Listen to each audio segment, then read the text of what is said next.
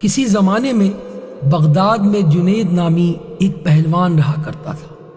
پورے بغداد میں اس پہلوان کے مقابلے کا کوئی نہ تھا۔ یہی وجہ تھی کہ شاہی دربار میں اس کو بڑی عزت کی نگاہ سے دیکھا جاتا تھا۔ ایک دن جنید پہلوان بادشاہ کے دربار میں اراکین سلطنت کے ہمراہ بیٹھا ہوا تھا کہ شاہی دروازے پر کسی نے دستک دی۔ خادم نے آ کر بادشاہ کو بتایا کہ ایک کمزور اور ناتوان شخص دروازے پر کھڑا ہے۔ اس نے یہ پیغام بھیجا ہے کہ جنید کو میرا پیغام پہنچا دو کہ کشتی میں میرا چیلنج قبول کرے۔ بادشاہ نے حکم جاری کیا کہ اسے دربار میں پیش کرو۔ اجنبی ڈگمگاتے پیروں سے دربار میں حاضر ہوا۔ وزیر نے اجنبی سے پوچھا، تم کیا چاہتے ہو؟ اجنبی نے جواب دیا، میں جنید پہلوان سے کشتی لڑنا چاہتا ہوں۔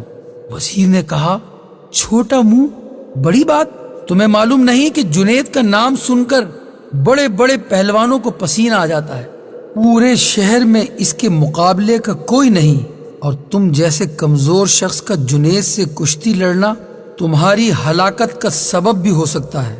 اجنبی نے کہا کہ جنید پہلوان کی شہرت ہی مجھے کھینچ لائی ہے، اور میں آپ پر یہ ثابت کر کے دکھاؤں گا کہ جنید کو شکست دینا ممکن ہے۔ میں اپنا انجام جانتا ہوں، آپ اس بحث میں نہ پڑیں بلکہ میرے چیلنج کو قبول کیا جائے۔ یہ تو آنے والا وقت ہی بتائے گا کہ شکست کس کا مقدر ہوتی ہے۔ جنید پہلوان بڑی حیرت سے آنے والے اجنبی کی باتیں سن رہا تھا۔ بادشاہ نے کہا، اگر سمجھانے کے باوجود باضد ہے تو اپنے انجام کا یہ خود ہی ذمہ دار ہے، لہذا اس کا چیلنج قبول کر لیا جائے۔ بادشاہ کا حکم ہوا اور کچھ ہی دیر کے بعد تاریخ اور جگہ کا اعلان کر دیا گیا، اور پورے بغداد میں اس چیلنج کا تہلکہ مچ گیا۔ ہر شخص کی یہ خواہش تھی کہ اس مقابلے کو دیکھے۔ دور دراز ملکوں سے سیاح مقابلہ دیکھنے کے لیے آنے لگے۔ بادشاہ وقت اپنے سلطنت کے اراکین کے ہمراہ اپنی کرسیوں پر بیٹھ چکے تھے۔ جنید پہلوان بھی بادشاہ کے ہمراہ آ گیا تھا۔ سب لوگوں کی نگاہیں اس پر اسرار شخص پر لگی ہوئی تھی جس نے جنید جیسے نامور پہلوان کو چیلنج دے کر پوری سلطنت میں تہلکہ مچا دیا تھا۔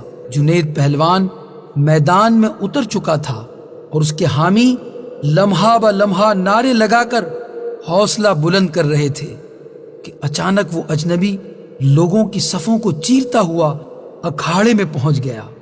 کشتی کا آغاز ہوا، دونوں آمنے سامنے ہوئے، ہاتھوں میں ہاتھ ڈالے گئے، پنجہ آزمائی شروع ہوئی۔ اس سے پہلے کہ جنید کوئی داؤ لگا کر اجنبی کو زیر کرتا، اجنبی نے آہستہ سے جنید سے کہا، اے جنید ذرا اپنے کان میرے قریب لاؤ، میں آپ سے کچھ کہنا چاہتا ہوں۔ اجنبی کی باتیں سن کر جنید قریب ہوا اور کہا، کیا کہنا چاہتے ہو؟ اجنبی بولا، اے جنید، میں کوئی پہلوان نہیں ہوں، میں تو زمانے کا ستایا ہوا ہوں، میں آل رسول ہوں،